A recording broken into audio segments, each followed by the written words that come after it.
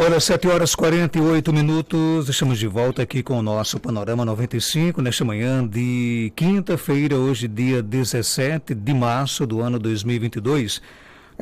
Nós iniciamos na última semana uma série de entrevistas aqui do Panorama 95 em parceria com o projeto Neurociência e Matemática, um grupo de estudos coordenado pela professora doutora Etienne Lautenschläger, do SERES ao FRN, aqui na cidade de Caicó. E a gente tem a alegria de hoje receber aqui mais um convidado, né?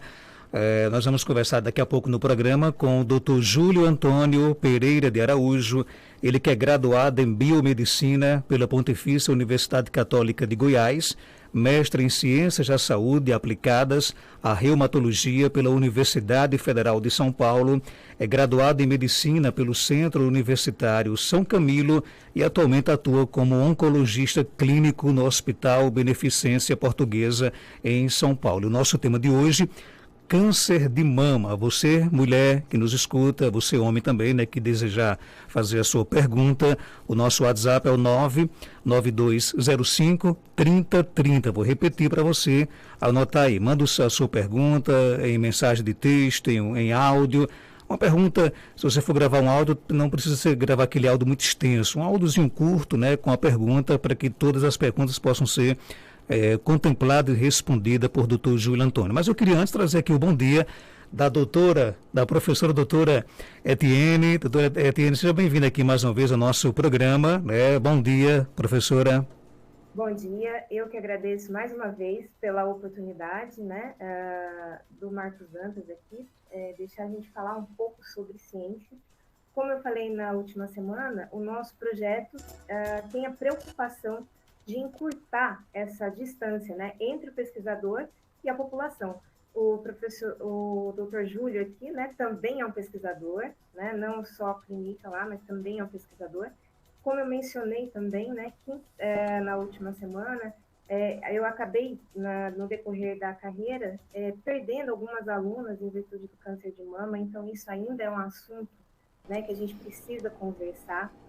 E quero agradecer aqui, né, também para o Dr. Júlio por ter aceito esse convite, né, e também agradecer porque, como eu também mencionei, a partir do momento, né, que eu me vi dentro da ala oncológica do hospital, eu não sou mais a professora, doutora, neurocientista, mas era uma filha, né, em desespero, e eu posso falar assim que o Dr. Júlio foi a minha mão amiga ali, né, quando parecia que o chão estava fugindo debaixo dos meus pés, o Dr. Júlio com certeza foi ali a pessoa que fez toda a diferença, né? Ele cuida não só da minha mãe, mas cuida de mim também, de alguma forma, né? Então, muito obrigada, doutor Júlio.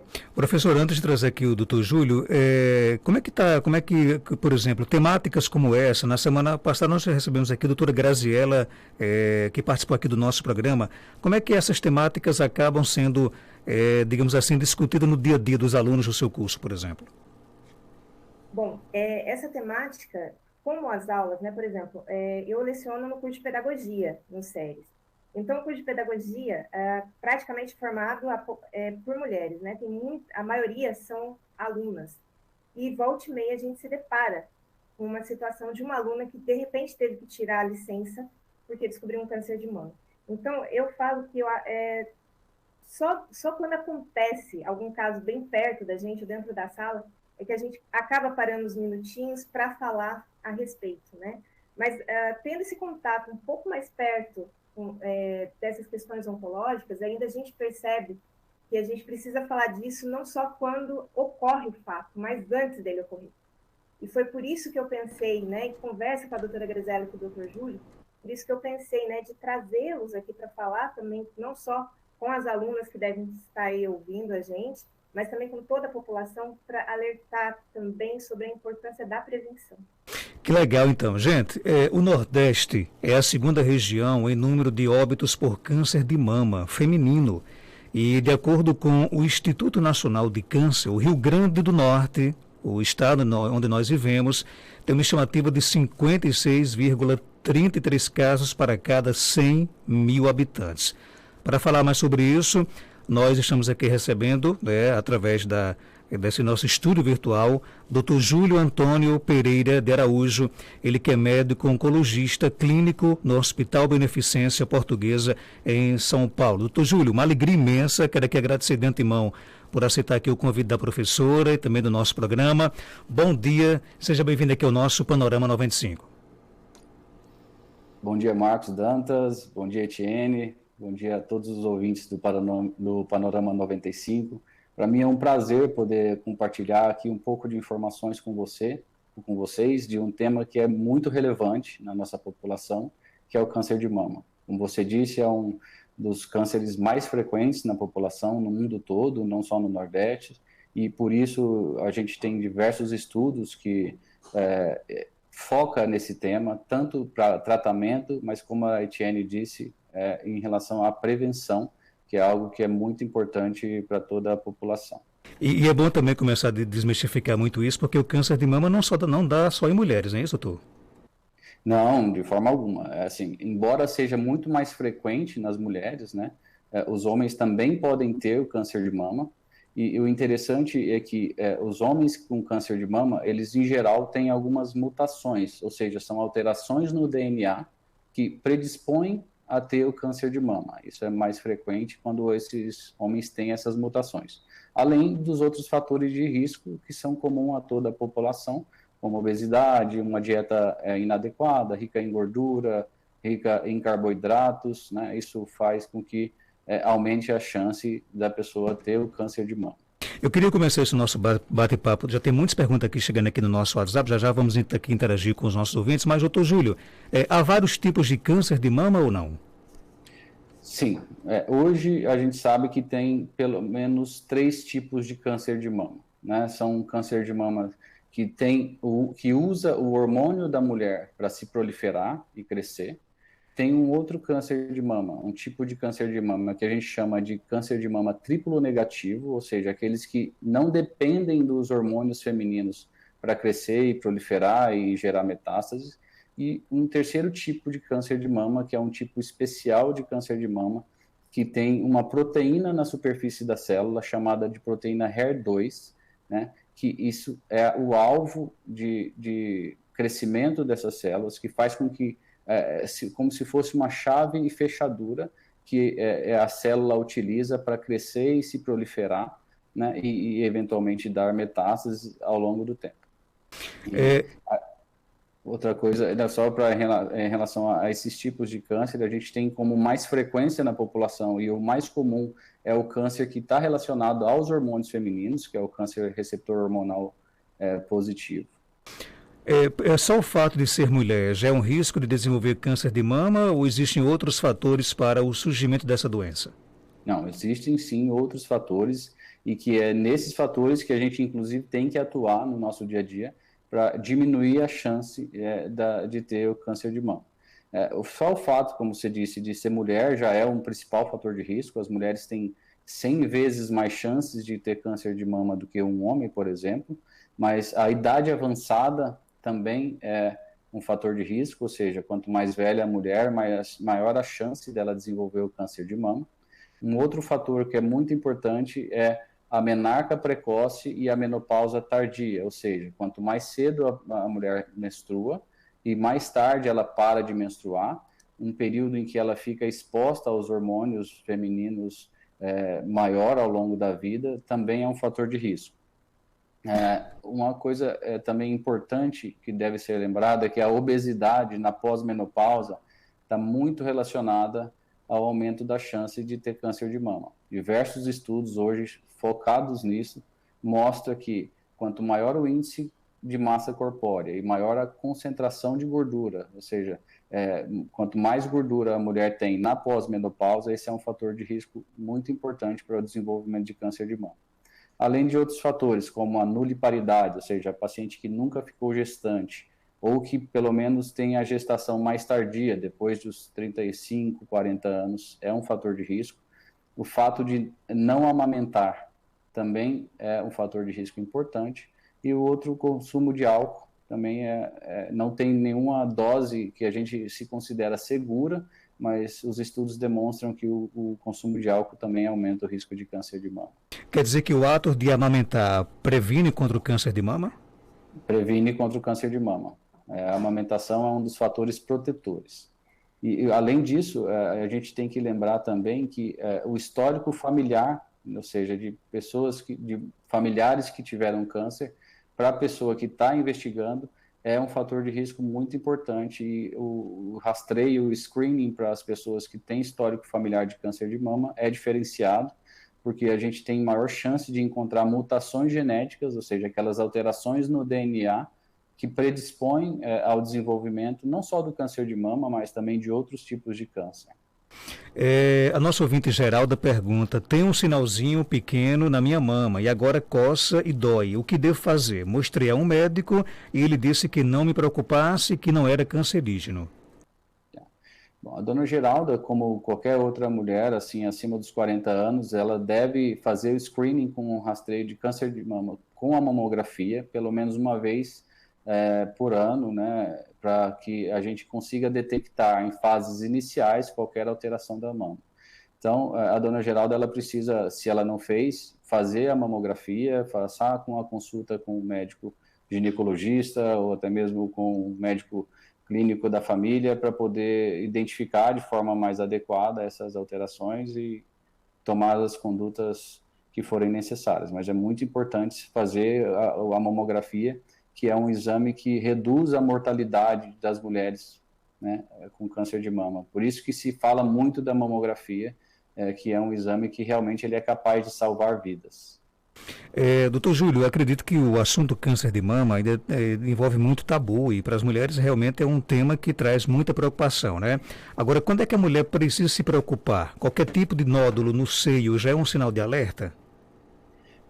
Qualquer tipo de sinal novo que surge na mama precisa ser avaliado pelo médico e pelos exames de screening, né? A mulher ela precisa conhecer o seu corpo, né, tá ciente do que tem de normal ou não, e qualquer alteração, ou seja, qualquer sinal que antes não tinha e agora tem, deve ser investigado, porque pode ter tanto câncer quanto alterações benignas. Nosso ouvinte faz a seguinte pergunta: tenho 57 anos, sempre faço a mamografia e ultrassom mamária e graças a Deus não tenho nódulo. Disseram que tenho gordura nas mamas, sinto que com a idade meus seios estão aumentando. É normal? E pelo jeito vou ficar corcunda e não tenho obesidade. Certo. Isso é muito comum, provavelmente ela com 57 anos já está na menopausa. O fato dela estar na menopausa diminui a concentração de hormônios circulantes, isso faz com que o tecido mamário seja mais substituído por gordura, né? E de fato precisa ser avaliado todo ano com mamografia, ultrassom. Um fato interessante é que o fato dela ter mais gordura na mama, isso faz com que até a mamografia seja mais sensível do que o ultrassom para detectar alterações. Isso faz com que o exame fique melhor para ser visualizado. Às vezes ela nem necessita fazer o ultrassom, a não ser que encontre alguma alteração na mamografia que suspeita, e aí sim usa o ultrassom para complementar o diagnóstico, mas de fato ela precisa sim fazer os exames. E a gordura na mama é uma consequência da própria menopausa. Uma pergunta que certamente vai aí abranger todas as nossas mulheres e homens também. Como prevenir do câncer de mama? Olha, esse é um tema muito importante em relação à prevenção. Eu, pelo menos, gosto muito de falar, não só para as pacientes que nunca tiveram um câncer de mama, mas que já tiveram câncer e já estão curadas. Uma das formas mais importantes de prevenção é a realização de atividade física. E uma dieta pobre em gordura, pobre em carboidratos, isso, sem dúvida nenhuma, tem um impacto muito grande na redução do risco do desenvolvimento de câncer de mama.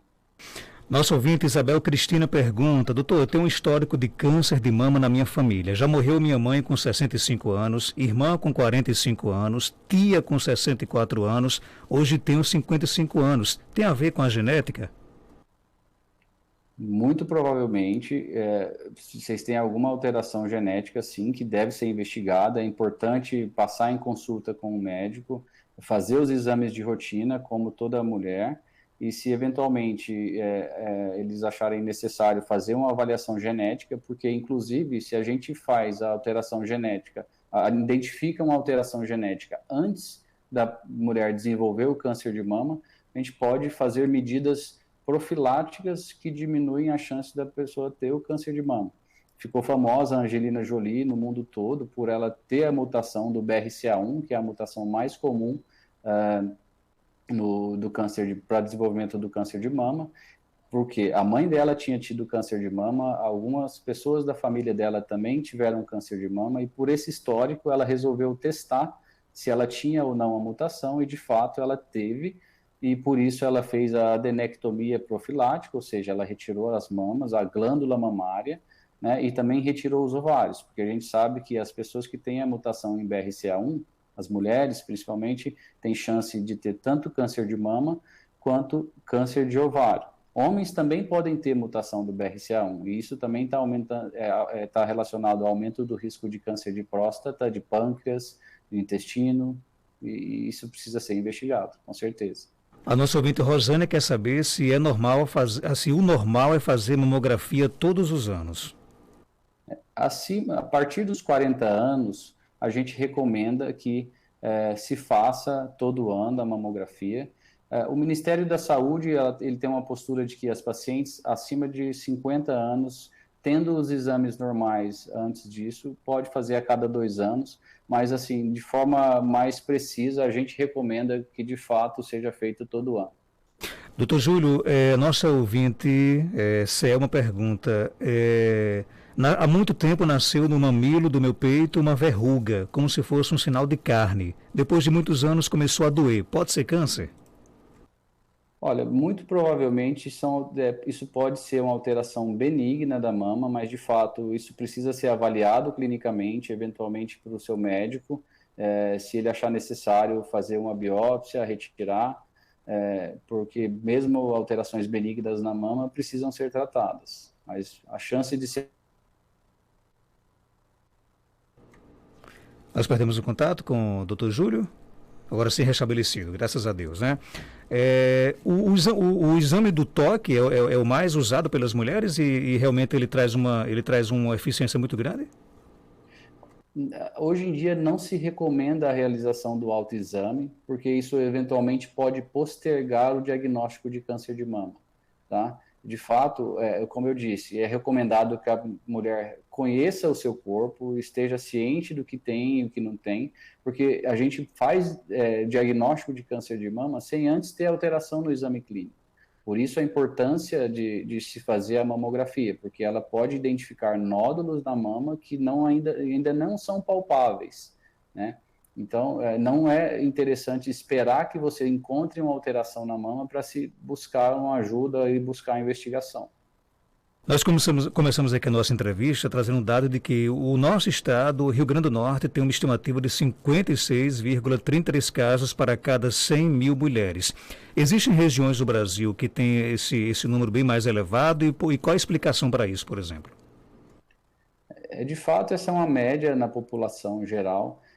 Isso não tem nenhuma região no Brasil em que a gente consiga ter essas diferenças estatísticas, até mesmo porque esses dados eles são muito heterogêneos.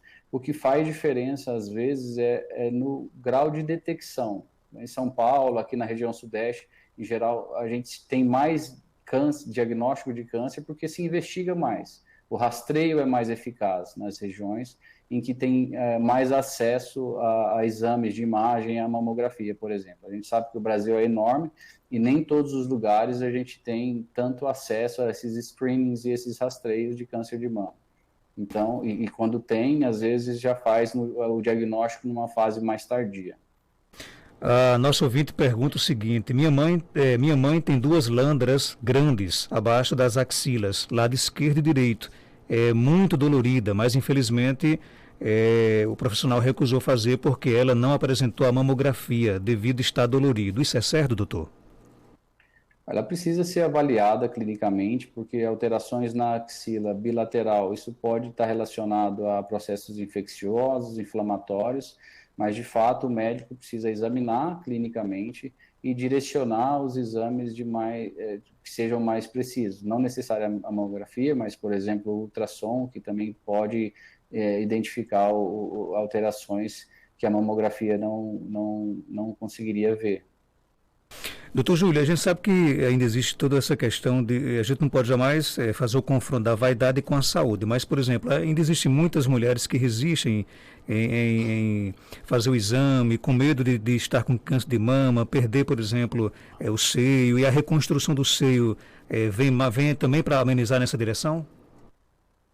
Sim, acho que isso é uma preocupação muito importante, inclusive para as pacientes também que não querem, às vezes, perder o cabelo por conta da quimioterapia, mas a boa notícia é que quanto mais cedo e mais precoce se identifica as alterações da mama, menor é a cirurgia que é feita e, às vezes, só tira um quadrante da mama, que a gente sabe, e que isso não atrapalha na estética. E, além disso, uma vez que identifica o tumor numa fase inicial, a paciente, às vezes, nem necessita de fazer quimioterapia para diminuir a chance da doença voltar.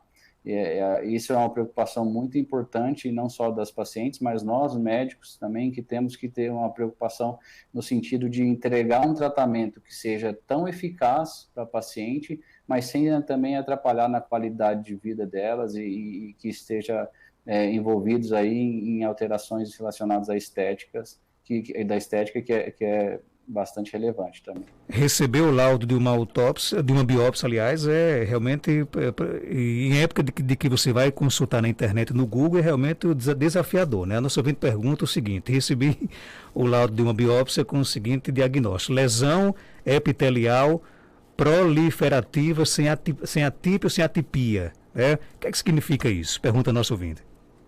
Isso provavelmente, isso com certeza é um nódulo benigno da mama, né? Isso em geral acontece em pacientes mais na pré-menopausa, em que os hormônios atuam aí na glândula mamária, produzindo alterações nodulares, que precisam sim ser de fato avaliadas. E que boa notícia, né? Que ela fez a biópsia, fez a punção e mostrou que isso não é uma alteração que está relacionada ao câncer.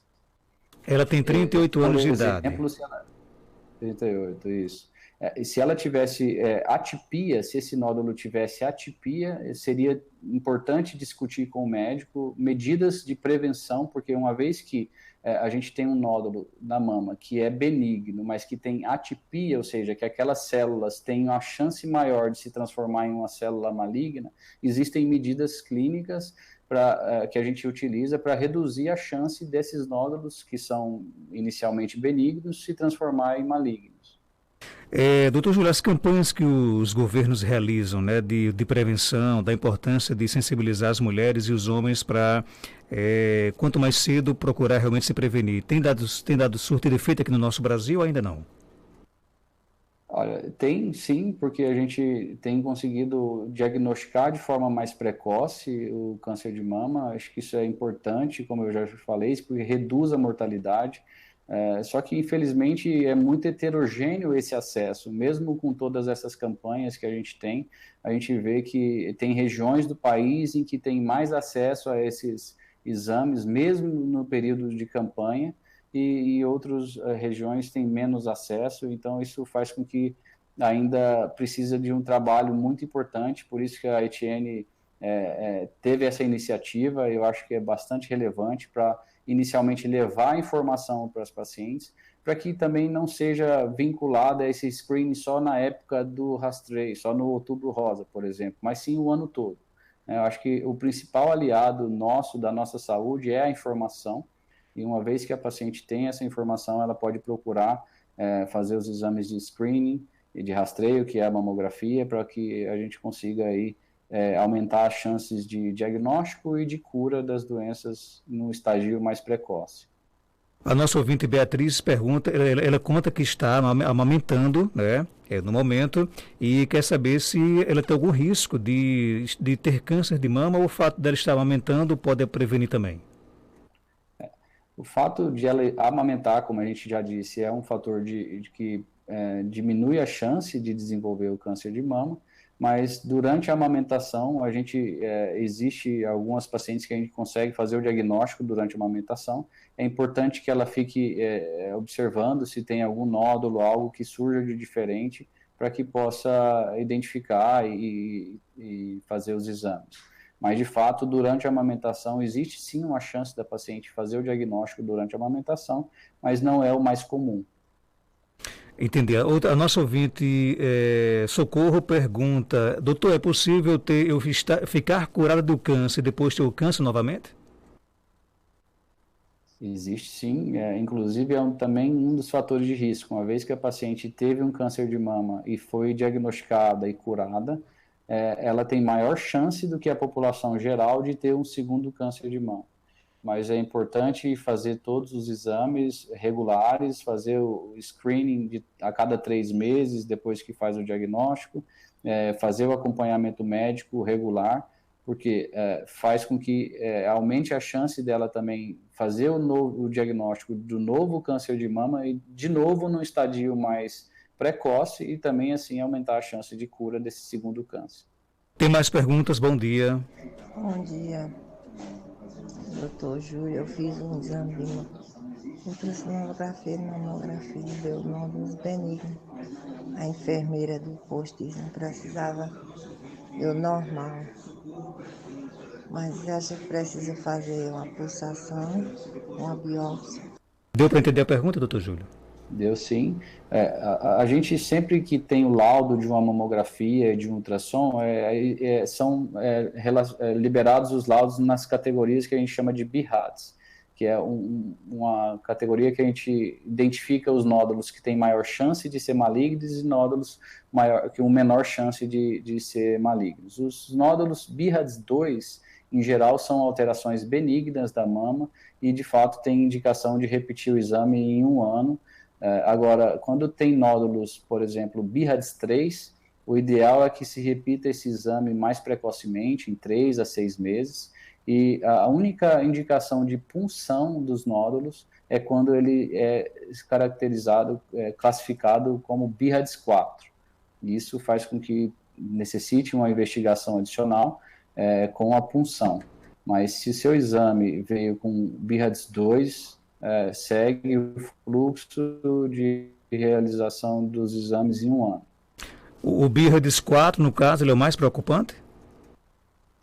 O BIRADS 4 é o mais preocupante, é o que faz com que a gente tenha que fazer a punção, de fato, né, com a agulha fina no nódulo da mama, para levar esse material para o patologista, que é o médico que olha no microscópio e consegue diferenciar se a célula é maligna ou benigna. Para o ouvinte aqui, como no caso aqui da nossa ouvinte, que acabou de mandar para cá a mensagem de que o dela foi BIRADS 4, o que é que você orienta, o que é que você indica?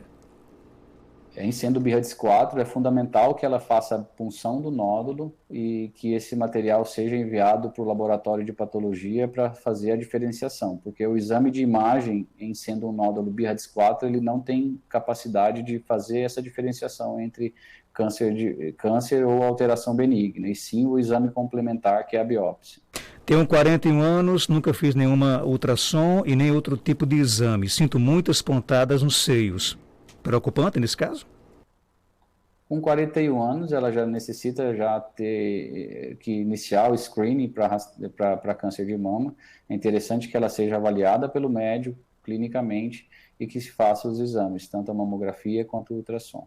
Para fechar, doutor Júlio, esse aumento na incidência de câncer de mama em mulheres jovens, né? Pode estar relacionado à questão de dietas que as mulheres fazem hoje em dia, às vezes pegando na internet, às vezes sem qualquer aconselhamento com nutricionista ou não? De fato, assim, a gente tem notado um aumento no diagnóstico de pacientes jovens com câncer de mama, e isso, ao meu ver, tem sim a ver com a dieta, mas não digo dietas restritivas, que nem dieta da lua, essas dietas que as mulheres aí gostam de fazer, mas sim uma dieta rica em gordura e um aumento no consumo de carboidratos, né, que a gente chama de dieta inflamatória, muito refrigerante, muito doce, muito embutidos, enlatados, carne vermelha. isso, em geral, está sim relacionado ao aumento da incidência de câncer de mama nas mulheres jovens, e esse é o principal fator hoje que os estudos demonstram como fator de risco para que a gente esteja vendo esse aumento de doença nas pacientes jovens. Existe alguma relação do uso de anticoncepcional com câncer de mama ou não? De fato, é um tema muito controverso na literatura, né? Alguns estudos apontam isso como um fator de risco, outros não. Mas o que a gente sabe é que o anticoncepcional ele pode aumentar discretamente o risco de ter câncer de mama, mas pelo contrário ele diminui a chance de ter câncer de útero e de ovário. Mas é sempre importante discutir com seu médico entre os riscos e benefícios de fazer o uso do anticoncepcional. Dr. Júlio Antônio Pereira de Araújo, oncologista clínico do Hospital Beneficência Portuguesa em São Paulo, uma alegria imensa ter conversado com o senhor aqui no nosso programa. Queria que você deixasse agora uma mensagem para as mulheres, para os homens que estão nos ouvindo. Às vezes receber um diagnóstico de um câncer até pouco tempo era quase uma sentença de morte, mas que bom que está mudando. A gente sabe que existem curas para quase todos os tipos de câncer. Que mensagem o senhor deixa nesse momento aqui para os nossos ouvintes, doutor Júlio? Marcos, eu que agradeço de novo a oportunidade de falar com vocês, de novo, de um tema que é bastante relevante, e a mensagem que a gente tem aqui, cada vez mais a gente consegue fazer o diagnóstico precoce da doença. É importante que as mulheres, a partir dos 40 anos, comecem a fazer o rastreio com a mamografia e, eventualmente, o ultrassom de mamas, porque quanto mais precoce se identifica a lesão, a doença, maior a chance de cura. A gente, hoje em dia, tem desenvolvido muito do ponto de vista científico e aumentando cada vez mais as chances de a paciente, além de ficar curada, não ficar sequelada do tratamento. A gente lembra que antigamente, quando tinha um diagnóstico de câncer de mama, faziam as cirurgias radicais, em que as mamas eram totalmente retiradas, ficava com o braço inchado por conta da retirada dos linfonodos. Hoje em dia isso é uma realidade cada vez mais distante, porque as técnicas estão cada vez mais desenvolvidas para que minimize esses efeitos colaterais do tratamento. E, de fato, o mais importante é o conhecimento, né? Buscar informações em fontes seguras relacionadas ao tratamento, ao diagnóstico precoce do câncer.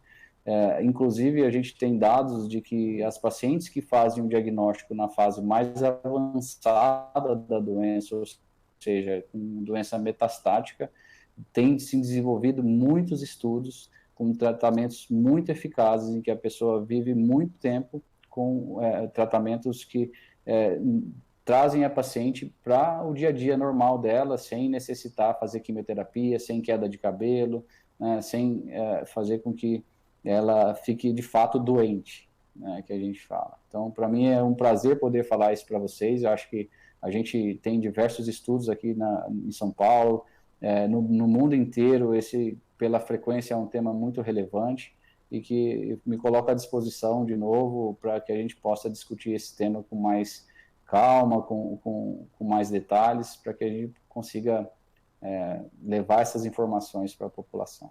Que legal. Professora Etienne, obrigado pela sua participação, que venham aí os nossos próximos convidados nessa parceria bacana do seu curso, do Sérgio UFRN, com o nosso Panorama 95. Professora, alguma mensagem para os nossos ouvintes?